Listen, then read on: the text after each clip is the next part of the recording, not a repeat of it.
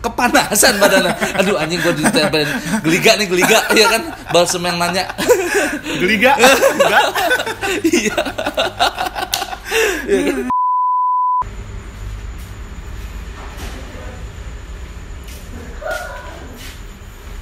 Lagi ngapain, Cak? Sini, Cak. Ini mantau grup WhatsApp lagi rame. Grup WhatsApp? Iya. Emang lagi rame apa di kelas sekarang? Di kelas tuh lagi ini rame, ada musisi ketangkep ini apa? Kadang-kadang pakai narkoba. Oh, siapa, Cak? Pakai ganja. Pakai ganja. Iya. Musisi. Siapa tuh? Inisialnya AN. DII. Andi. Kok Andi? Bukan.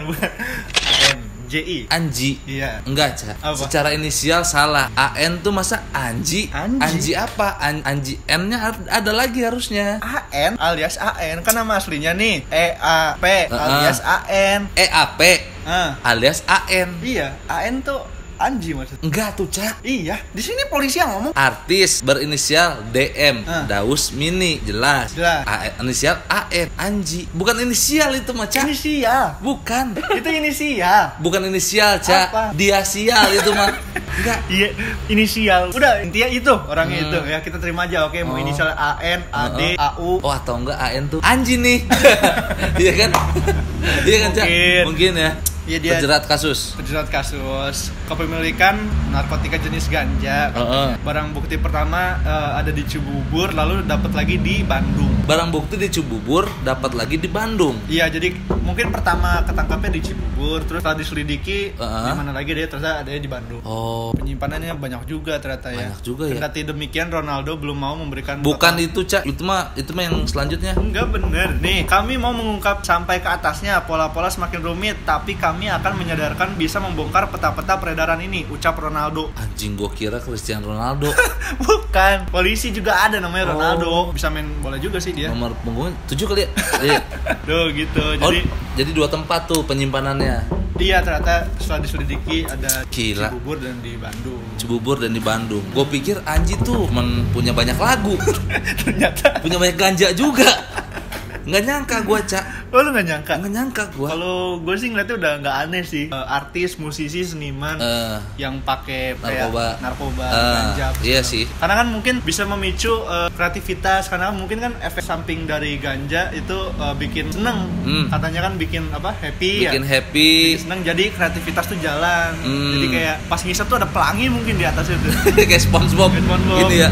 Ada pelangi. Iya. Tapi gue nggak setuju juga, Cak, kalau misalkan ganja dijadikan alasan untuk memicu kreativitas gitu. Karena banyak pelaku seni yang kreatif tanpa ngeganja. Iya, ada juga kan yang emang dasarnya ini orang udah kreatif nih, cuman karena benturan industri yang terlalu keras, mungkin ada deadline apa segala macam, jadi pressure. Anjing, gua nggak bisa nih dipaksain gini. Harus cimeng dulu jadinya. Iya sih, tapi di dunia industri benar juga, Cak. Tapi gua kurang setuju juga kalau emang cimeng bikin semangat, bikin happy. Kenapa? Kan banyak cara untuk membuat kita moodnya jadi happy, Cak. Tapi kan mungkin shortcutnya itu, jalan pintasnya cepat gitu. Emang banyak juga sih selain pakai ganja.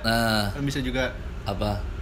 Main PS. Ya, bisa main PS. Atau beli Happy Meal, happy pasti lu. Iya kan? Beli Happy Meal, happy pasti lu. Iya, beli Happy Meal pasti bikin happy. Ya, gua sih sebenarnya ya gak bisa menyudutkan apakah Anji tidak benar atau Anji benar, karena gua pribadi belum pernah ngerasain barang-barang itu, Cak. Oh, lu belum pernah ngerasain? Belum pernah ngerasain sampai sekarang, alhamdulillah gua nggak dikasih pengen gua, ya kan? Paling lu kan mabok. Iya. Mabok juga naik angkot kan? Iya, benar. Benar, pas gua turun, barang lu bagus juga, Bang. Anjing. Tanya sama temen gue habis berapa botol, 3 trayek. Tuh, Cak. Paling gue maboknya mabok angkot. Iya, lagi yang maboknya lebih mahal. Apa? Mabok elep. Bogor, Sukabumi, Bogor. Pernah gue ngerasain, Cak. Oh, pernah. Gue standby antimo aja. Kenapa ya kita kalau naik mobil elep suka mabok ya? Kan bawahnya kan ini ugal-ugalan. Jadi bikin kita mual. Jadi dibilangnya juga ada yang bilang ini mah mobil setan. Tapi gue pernah naik Kijang juga mual, Cak. Stella jeruk. Iya, ada Stella jeruknya, anjing bikin mual banget gitu. Banyak gitu. Kalau mahal dikit Dufan. Itu wahana bikin mual. Iya. Histeria. Ontang-anting. Temen gue lucu banget, Cak. Ke Dufan mabok. Padahal ke rumah kaca. Ulung banget. Berarti emang shock aja ya. Shock aja dia. Gak siap terima. Gue kayak gini banget sih visualnya. Nah, jadi ini yang dilihat orang lain. Iya. Sudut pandang orang lain. Iya, nah makanya itu Ca, banyak hal untuk kita membuat senang, membuat happy selain ngeganja menurut gua. Iya sih. Gitu. Cuman kan nggak mungkin juga bang orang kalau misalnya lagi kepepet butuh kreativitas tiba-tiba mangkat dengan supir aduh ambulans salah. Mangkat kedupan udah tutup tiba-tiba malam gitu. Iya sih, benar Ca. Capek juga. Benar Ca. Happy Meal juga kan nggak setiap hari ada. Iya, gitu. McD udah pada tutup kan McD. McD ditutup. Gara-gara BTS kemarin tuh. Gara-gara ngantri BTS. Terlalu ramai. Ojol ngantri 3 jam. Jadi gue waktu itu pernah lihat ada screenshotan. Apa? Jadi kan kalau mesen BTS kan rame ya, terus lama kan, terus si ordernya tuh mantau gitu, bang gimana? Terus udah gitu, bang gimana? Ini lagi ngantri neng, sabar 1 jam kemudian, bang udah dapet belum neng? McD-nya ditutup Pol PP. Nomor Satgas Covid ini mau di cancel apa gimana? Anjing kasihan banget nunggu sejam ya Cak. Iya. Ya, itulah. Kasihan drivernya. Jadi buat kalian yang kalau mau beli BTS Meal tahu abangnya ngantri lama, tolong dilebihin lah. Nah, pokoknya kenapa kita jadi bahas BTS Meal? Pokoknya itu ya. intinya adalah banyak hal membuat lu bahagia selain lu bikin makai ganja. Naktir orang tua bisa juga. Nah gue tuh selalu mental sama alasan-alasan tekanan industri yang membuat tuh seperti itu. Kalau memang prinsip orangnya kuat mah aman-aman aja gitu menurut gue. Iya sih. Iya. Cuman mungkin kita kan nggak tahu ya masalah orang seberapa complicate-nya sampai dia tuh harus memutuskan gue butuh shortcut nih, gue harus nyimeng kreatif. Mungkin lagi ada deadline apa lagu, bikin lagu kan gak gampang bang. Betul. Bikin masalah gampang.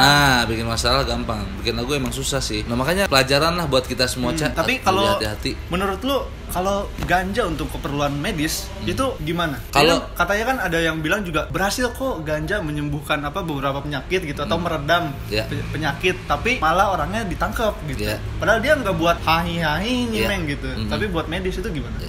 Balik lagi Cak, ini masalah persentasi kalau dihukum. Persentasi. Berapa orang yang butuh ganja untuk medis dibanding orang yang butuh untuk rekreasi, untuk senang-senang. Waktu itu kan LGN juga mengkampanyekan ini kan? Iya kan? Orang-orang yang bergerak melegalkan ganja nih di Indonesia gitu, yang berjuang untuk mendapatkan hak legal di Indonesia biar ganja bisa didistribusikan. Buat medis lah pokoknya. Iya, itu juga sempat memberikan penawaran. Gimana kalau misalkan ganja itu disediakan di satu apotek tertentu, yang kalau misalkan lu nebus harus ada surat keterangan lu sakit. Pokoknya ketat dah peraturannya. Jadi yang bisa mendapatkan ganja tersebut hanya orang-orang yang beneran butuh, bukan hanya sekedar refreshing. Oh berarti dia menawarkan menjual ganja di apotek. Iya. Itu menarik juga sih idenya ya. Menarik. Jadi yang jaga kan bukan apoteker tuh. Siapa? Intel. Bin. Bin siapa nggak tahu itu. Ya kan? Itu. Tapi pada gampang tahu kalau misalnya lu mau ngebedain mana pengguna narkoba, mana orang biasa. Gimana contohnya caranya? Bedanya itu ngeliatnya dari kalau misalkan dia digigit nyamuk. Kalau orang biasa digigit nyamuk paling gini. Oke. Kalau pecandu narkoba digigit nyamuk jari ya. Jari ya. Iya, gini. Ini narkoba. Gampang bedainnya. Gampang sih, benar. Baik lagi, gue sih sebenarnya kalau ada orang yang membutuhkan ganja untuk medis, itu sebenarnya pro dan kontra. Karena kita berbenturan dengan hukum di Indonesia, Cak. Kalau satu dilegalkan, bisa ada kecemburuan sosial. Kayak waktu itu pernah ada kasus tuh, Cak. Kasus siapa tuh? Yang istrinya sakit tuh. Fidelis ya. Jadi dia itu katanya istrinya sakit. Terus dibawa ke rumah sakit pokoknya tidak membuahkan hasil yang maksimal.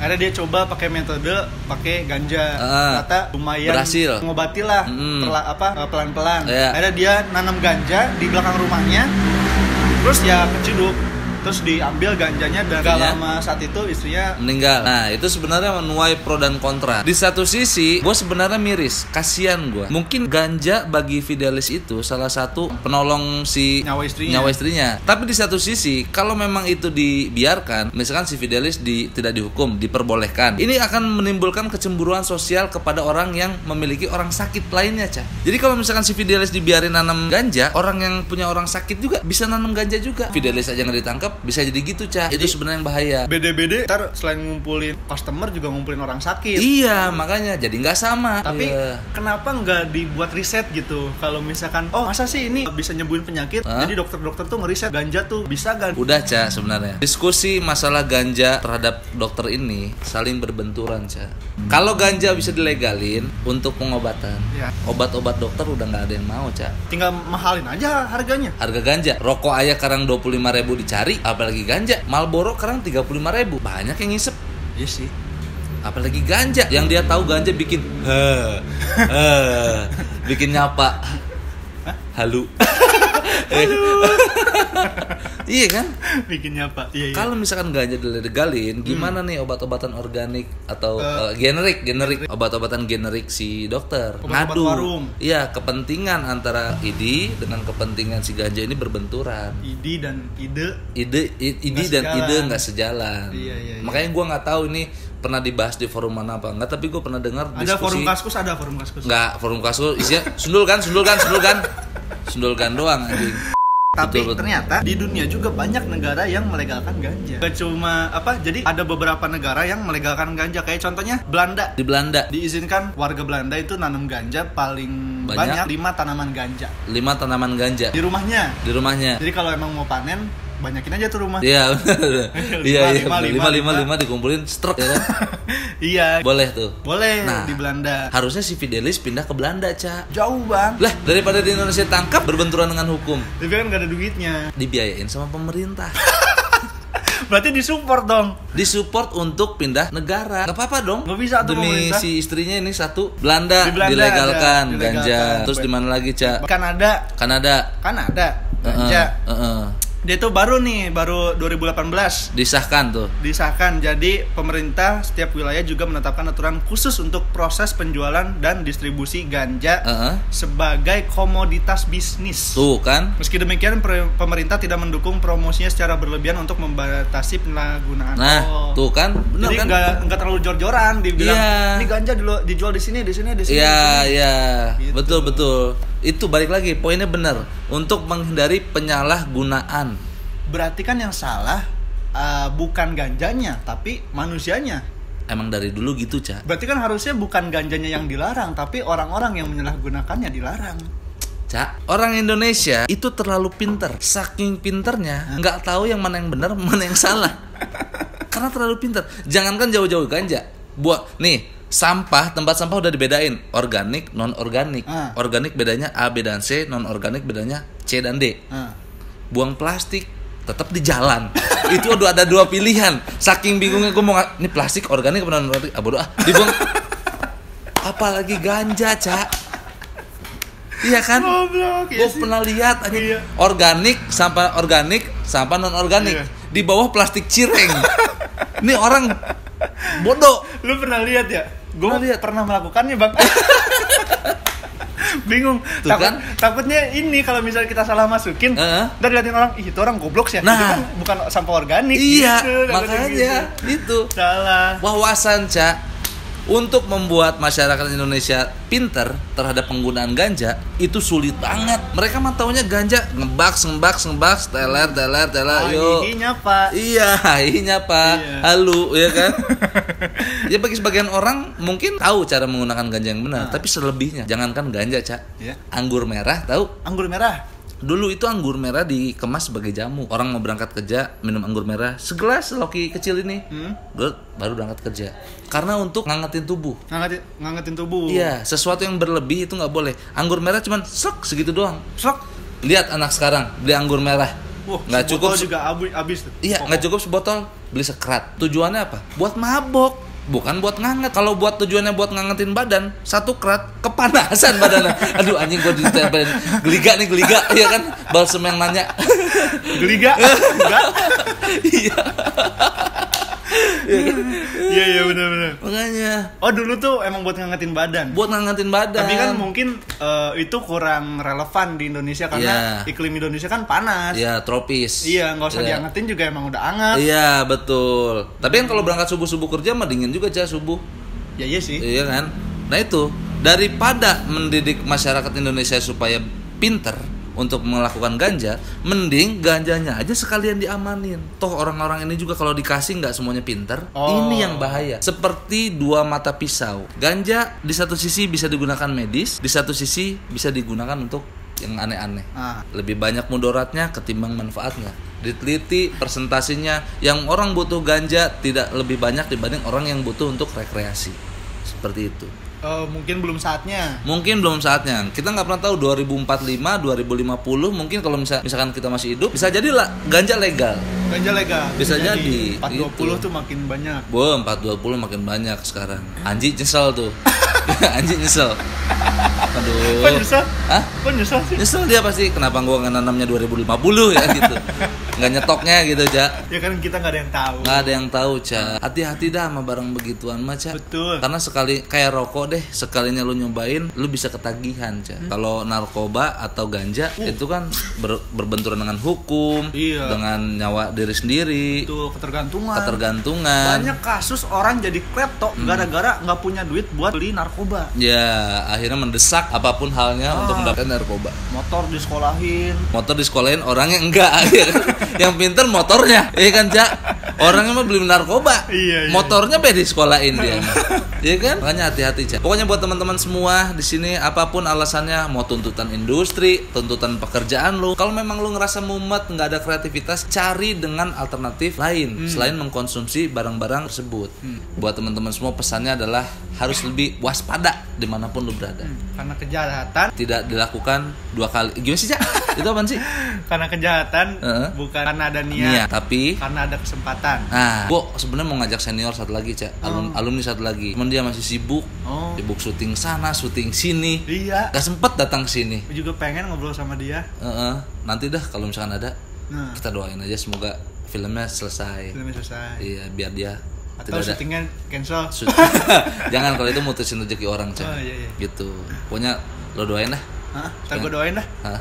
Gue doa dulu. Ya, jangan sekarang, Cak.